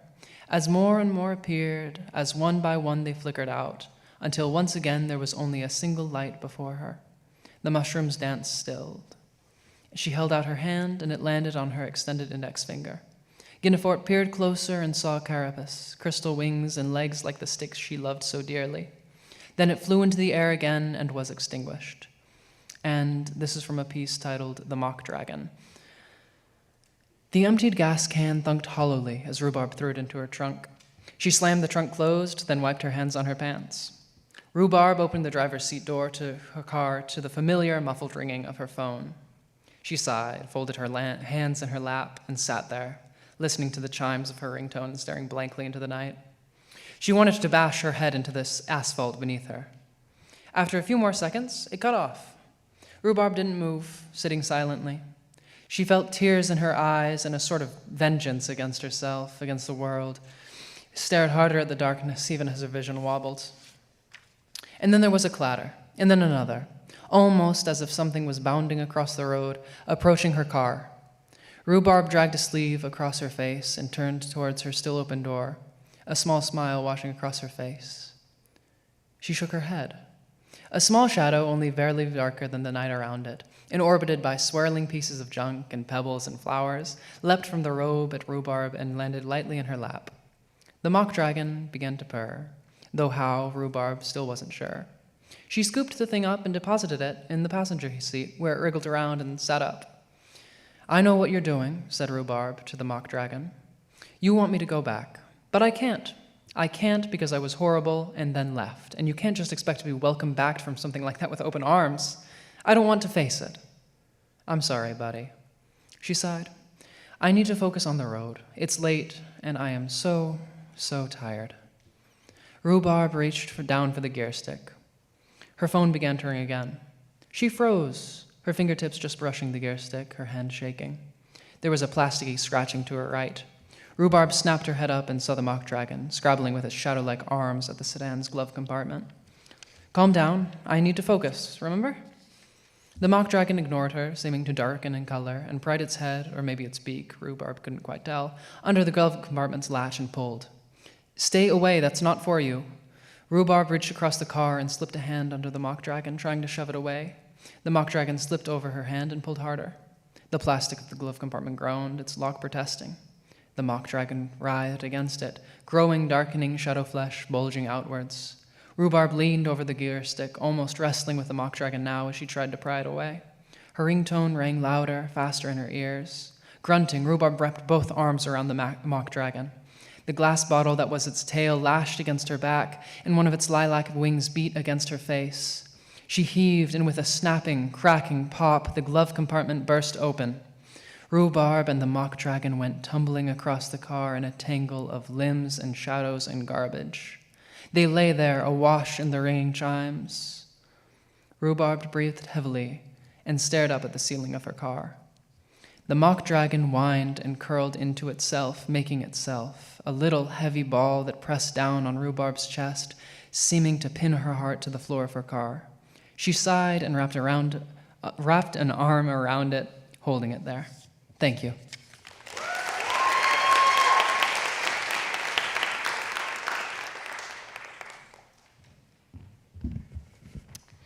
Hello, everybody. I'm Maya from Greenville, and I'm going to be reading a creative nonfiction piece tonight.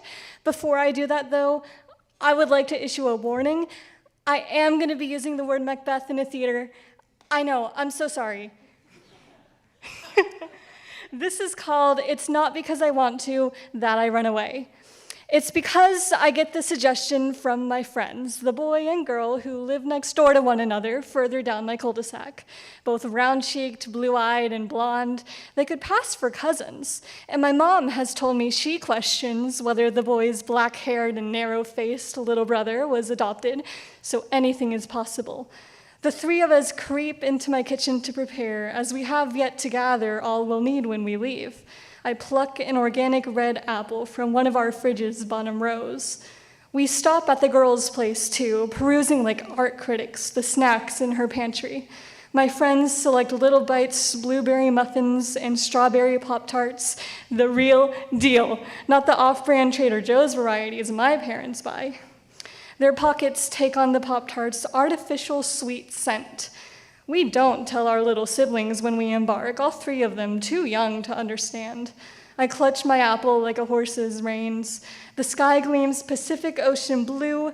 The temperature is mild. It's one of those late afternoons when kids are supposed to play outside, and adults will force them to if they defy the natural order by remaining indoors. There are so many famed sets of three Greek mythology's fates, the Macbeth witches, the Three Musketeers, that ours seems destined for something immense. 3 is a superb size for a group of friends. I forgive the fact that we're a trio for ensuring that sometimes the boy and girl spend afternoons gossiping or bickering while I absently half listen.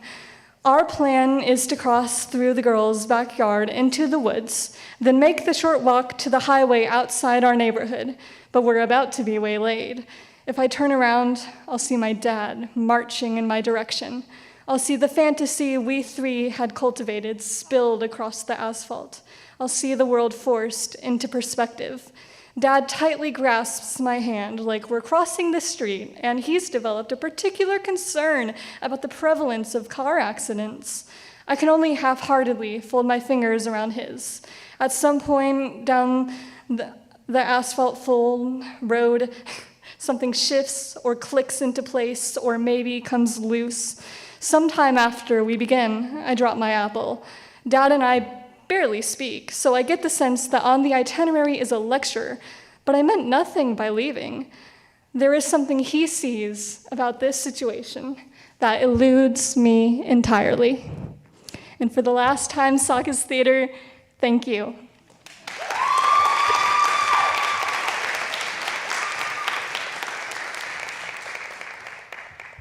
Hi, my name is Eloise Hill. I'm going to be reading an excerpt of a fiction piece called Burying Larry.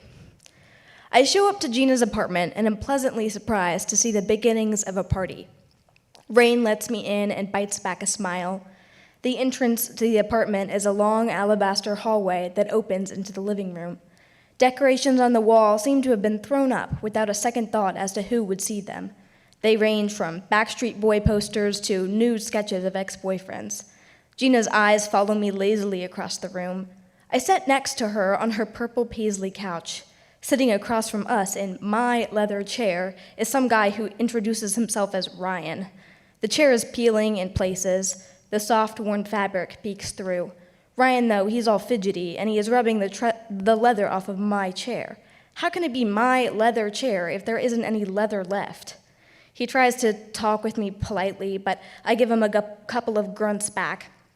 He says he's new to the city, and he'd love a brunch recommendation. What kind of man asks another man for a brunch recommendation? Gina picks at her nails nervously as she waits for me to answer. Gina stares at me like her eyes can reach out and grab me by the collar. Even with the threats of her eyes, I don't answer Ryan. I'm surprised Gina can even look me in the eye after her roommate, Rain, admitted to giving me a blowjob. A week after the incident, I decided to go camping. I stumbled around the tent as I set it up. I hadn't been camping since Boy Scouts. Woodpeckers went on all night. The whole trip made me frustrated, but the fire at night was peaceful. Even if we were only together for a month, Gina might still want to reconcile. That's what her eyes seem to say as they reach towards me. I would have felt bad for cheating and ditching, but honestly, I never thought Gina cared that much. Or at least it's easier to believe that. Eventually, Gina gives into the awkwardness and offers a brunch place. She inquires about where Ryan came from. He said he grew up near Rain. Really? You were friends? I say out of simple curiosity. Gina's eyes grab me again. Yeah, my brother dated her in high school. She's always been close with my family. I can't picture what Ryan's brother would look like. Ryan himself is a shrimpy guy, even if he's about my height, 5'11". He probably isn't gay. He puts too much gel in his black hair so it looks like a mold placed on his head. Music grows with the number of people. Ryan finally gets up to dance. I take his chair and watch the ice melt in my cup. I see Gina wandering around the apartment. If she wants to talk, she'll come up to me. I don't have much interest in being with Gina, but she always seemed happy to have me around. You know, it's nice to be wanted, and I knew how to fake it enough that she thought we were happy. Maybe I can't fake it enough anymore, though. Maybe Rain smiled at me and I couldn't fake not being in love with her, so I ran away. Or maybe I don't care about Rain either, and I'm just looking for something to feel right, and I'm willing to say yes to anything that might possibly be right. And maybe now I've messed up too much to find that thing. Maybe I should leave. In the kitchen, I hear people talking about their trips to Europe and recounting phrases from their in-laws' cocktail napkins. I can't tell if the guy from marketing really means to look me in the eye while reciting, "Please pretend you're having fun." Later, Rain snorts coke off the dark wash wooden coffee table in front of me. If Gina didn't work at a gallery, then she'd stiffly tell Rain to go to the bathroom. As is, Rain raises her head from the table, leaving a bit of coke in the grooves of the grain. She receives whispers from Gina's coworkers without feeling guilt. It doesn't look like she feels guilt. Rain has dyed hair somewhere in between black and blue, like a bruise she is proud of. She asks when the party is going to end. I tell her, no idea. I'll probably stay for a couple more songs, as if I'll dance at all. Then we take shots, and I can feel Gina and her coworkers staring at me. I wonder if she has told them about me. I hope not. I never told my coworkers about her. Half of Gina's coworkers are working 2 or 3 jobs in the art field. The rest have their rents paid for by trust funds or husbands. I can imagine Gina confiding in her boss, a strong, round woman who wears too many shawls, in Gina's shabby office. Her boss would rub Gina's hand and smooth her hair, or maybe Gina would invite one of her friends from marketing out for drinks after work. They would unpack the whole story of us and maybe go into Gina's old ex-boyfriend history, which I asked very little about. Then at work, they might make secret lewd jokes. Gina's voice nags through the bumbling voices, saying, "Can we talk outside?" I let her drag me into the cramped hallway. There are 2 other apartment doors on the hallway, and I wonder if there are people home. Then I wonder if their walls are thin. A circular window shines rays of sunset onto the green carpet. Listen, I know I told you you can come to pack your things today, but I meant for you to come earlier in the day. You really weren't invited. You really want me to send me back to my brother? That house is dangerous. Every other month they're a drug bust. Do you want to send me to jail? I made that lie up about my brother a few weeks ago because I wanted the night off from Gina. My voice hangs like a tilted picture frame in the hallway. Her back is straight, and everything about how we're feeling or how we're talking feels off-center. I don't want to have to plead. You don't want me to answer that, Gina says, and to some degree, I understand. As I am halfway to the stairwell, Gina calls to me, "Do you love Rain?" "God, no," I say dismissively. "You better take Larry back tomorrow," Gina yells right before the door slams behind me. Larry is my dad's old taxidermy moose that I've been lugging around since I was 20. Gina fucking hates Larry. On the street, my younger brother's wife picks me up in her new minivan. I cram in the back with 2 sticky toddlers and their lollipops. A cello sonata plays on the speaker, and I stare at the car seat headrest. We pull into my brother's brick house in the suburbs. The entrance of the house has changed a lot since Mark and I were kids. He added a huge stuffy chandelier that almost hits my head on the way in. Dad left Mark a house, and he left me the old moose head. "Thanks for the ride," I say. My lips feel crusty in the dehumidified air. "I'll head down to the basement." "Yes, that would be best," she says quickly. The basement was my room in high school, so at least I can lay claim to some part of this house. I turn on the lamp with a sheet over it. A dusty yellow light casts over the pool table and my childhood bed coverings. Little lions and tigers are embroidered onto the edges of the sheets and pillowcases. The light is similar to the old lake house. My dad sold it to pay for his last couple of years in the retirement home, but I still remember Thanksgivings in that old cabin. Originally, Larry hung over the fireplace that we kept burning until the very last minute of our visit. Every year, my dad would tell the story of how he shot Larry. Thank you.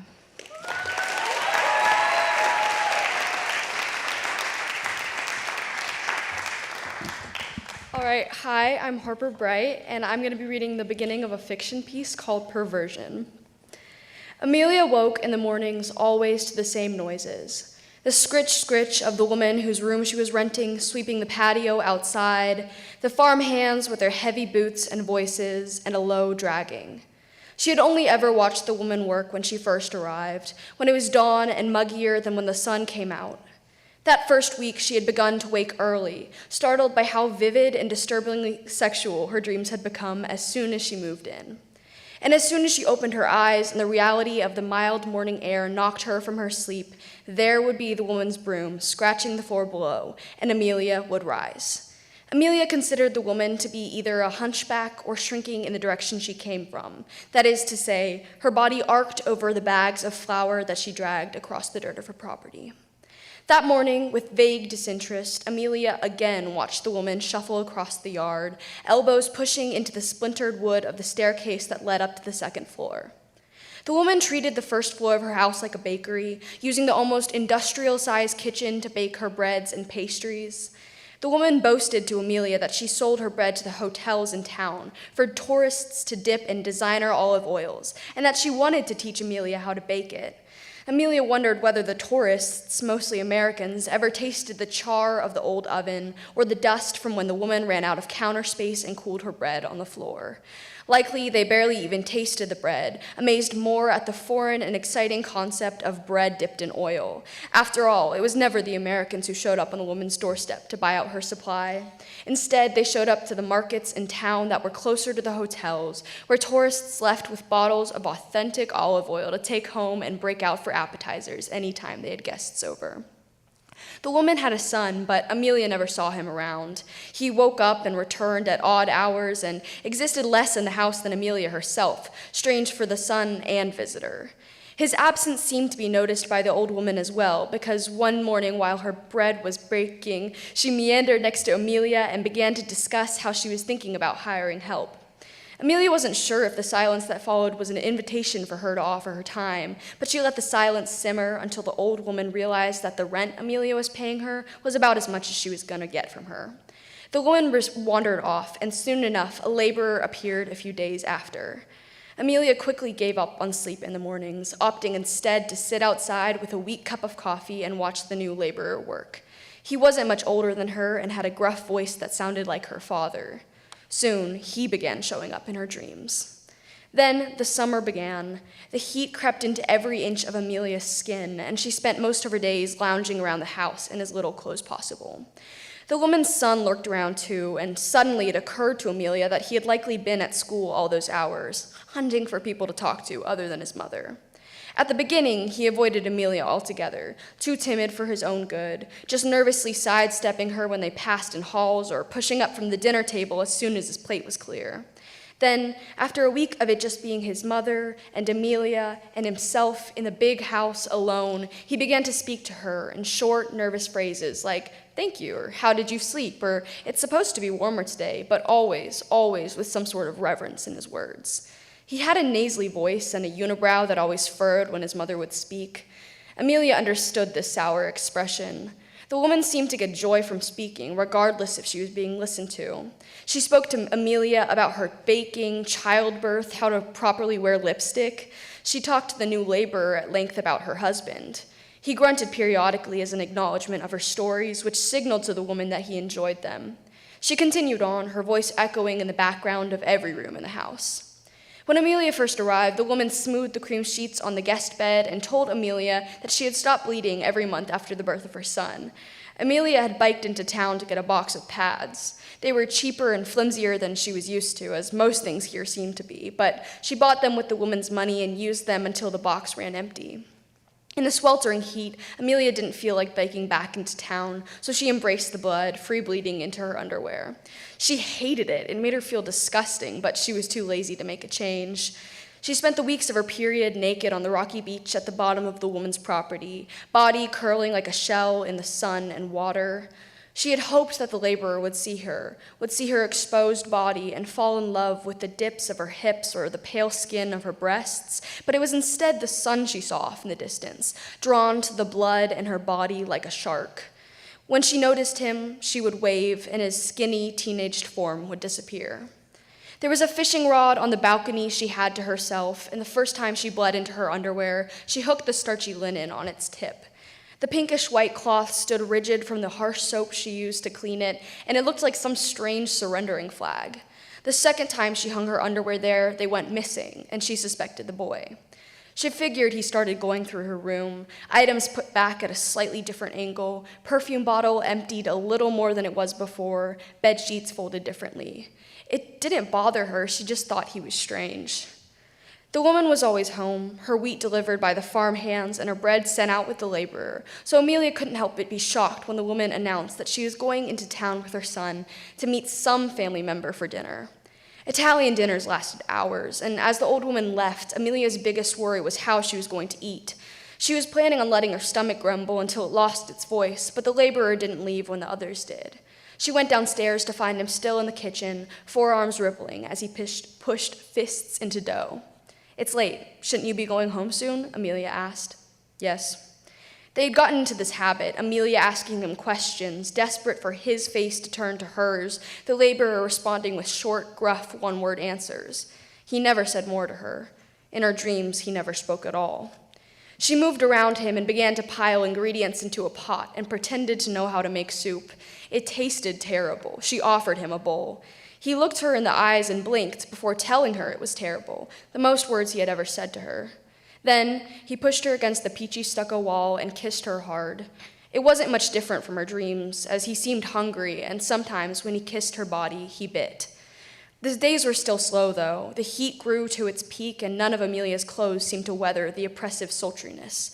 It always found its way in, seeping into her clothes, into her skin, and she just felt exhausted all the time.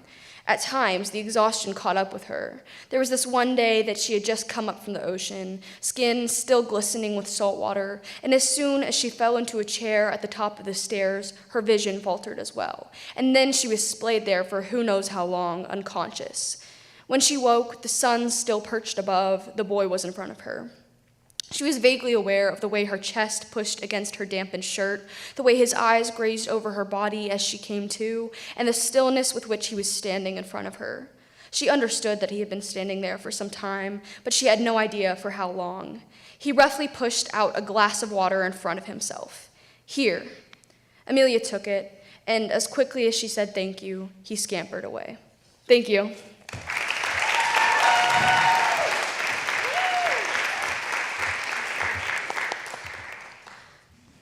Hi, I'm Cherry Chessman. I'm from Lexington, South Carolina, and tonight I'm going to be reading 2 poems and an excerpt of a fiction piece.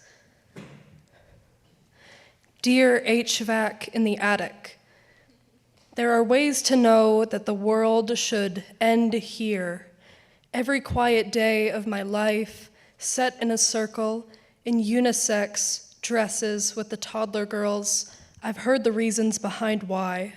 You, burning in the fragments of the dull sun, burnishing like the gloss on still water, pouring holy condensation onto the ground where our grandparents grow, puttering gutturally along in this time that is barely time at all, where a breath is taken to bloat and boil over, where we live in the dark so you cannot teethe at our praying, pruned child hands.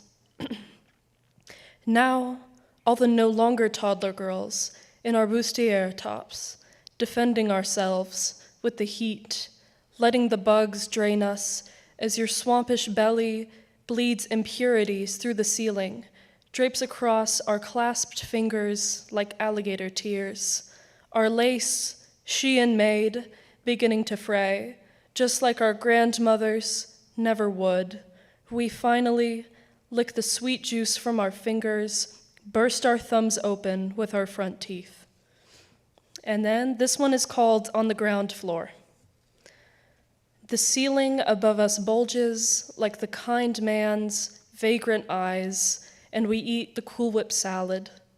The old woman vapors into the church down the street, into the last child she raised, and we eat the Cool Whip salad. Oh, that's too close. This year, the girls have embraced all their favorite secular things, naked collarbones open over the table. Waiting for the old woman to speak, they eat the Cool Whip salad. The worst political crisis, this year anyway, involved strangers breaking into the lives of other strangers, so a dusty mounted deer head hangs by the door, and the men all wear guns in convenient places. Before dinner, the old woman asks that they remember what is above their heads and what is further above that, to remember this world that ends at the frayed highways, extends upwards, above the pressed collars of the clouds, where rain does not fall. And then, this is my fiction piece. It's called The Beginning of Pilgrimage. And as a bit of context, this is about a girl who lives in a rural East Utah town, and she dreams of going to a liberal arts college named McKinley-Gwendolyn College. Roe had known Bryn since the age of 5, when they, as the only other 5-year-old girls in the ward, began their first real friendship in the entire world with each other. They both had the type of hair that frizzed into a festive firework when it got a little wet. Bryn wore hair clips as big as her ears, and sometimes she would take them off so that Roe could play with them. Bryn liked to play a game that involved stuffing mulch and sand down the back of other kids' pants and watching it shake out the legs. But she had also given Roe extra glitter when they were making nativity ornaments, so the friendship could have been with someone much worse. Their first play date had been just okay. Roe's grandmother had made them play in the living room, watching with her old and slightly mean, unfaltering eye, because she was terrified of unsupervised children, and both the spaghetti and the meatballs in the girls' dinner had been mushy, when they were just beginning to care about that sort of thing.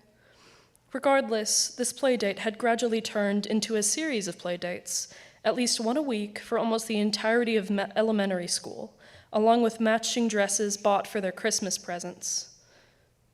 Roe sighs. She needs to hang out with Bryn again. It's been much too long, since summer break. Bryn had texted about a week earlier, asking when Roe was free, and so they were supposed to meet up after they got off work, to catch up in Bryn's old Volkswagen and drive figure eights next to the 2-floor Tex-Mex restaurant near the edge of town. Bryn had been one of Roe's most fun friends growing up, and by coincidence, her favorite and closest friend as well. Another small, blinking text comes through Roe's phone, buzzing against her like the slow hum of a blender. She pleads a silent wish, hoping to see McKinley-Gwendolyn and Presidential Scholar next to one another. Instead, it's little old Granny Grenadine again. "The Eagles came on," she's saying. "I was listening to that little 70s mix the phone gave me, and the Eagles came on. Can you believe it? Out of everything, the Eagles. You know, in the 70s, we drove all the way out to Colorado.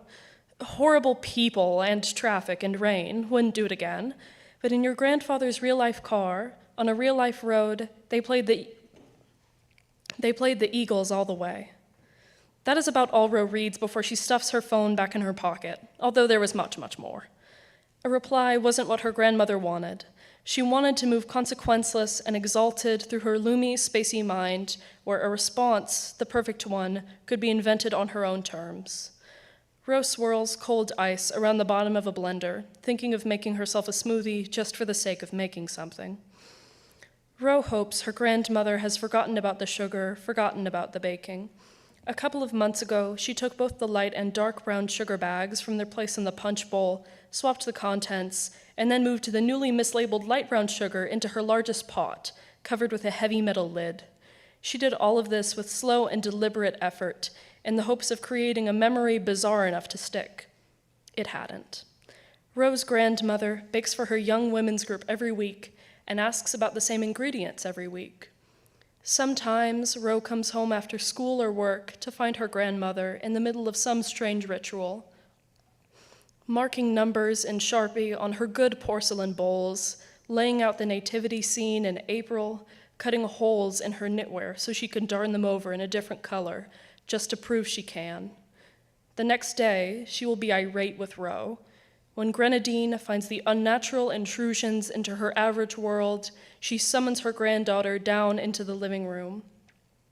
She normally only has enough energy to yell for 5 minutes, at which a divot in the middle of her chest caves and the rest of her body wilts. She almost completely stills, like if she pretends to freeze, time will too, and she can muster the ability to run back to the rest of the world, the place she had suddenly dropped out of not long after her first and only marriage began. Ro looks at her and remembers she is dying. She remembers the lithe, firm-handed woman who had helped raise her, how perfect her posture had been, how she could drag her granddaughter out of her house's bathroom and wrangle her into stillness every Sunday morning. The both of them rise to the attic or the pantry or the cleaning cabinet under the sink and silently, for they have nothing to say that the other can interpret without trouble, clean, fix what they can. Thank you.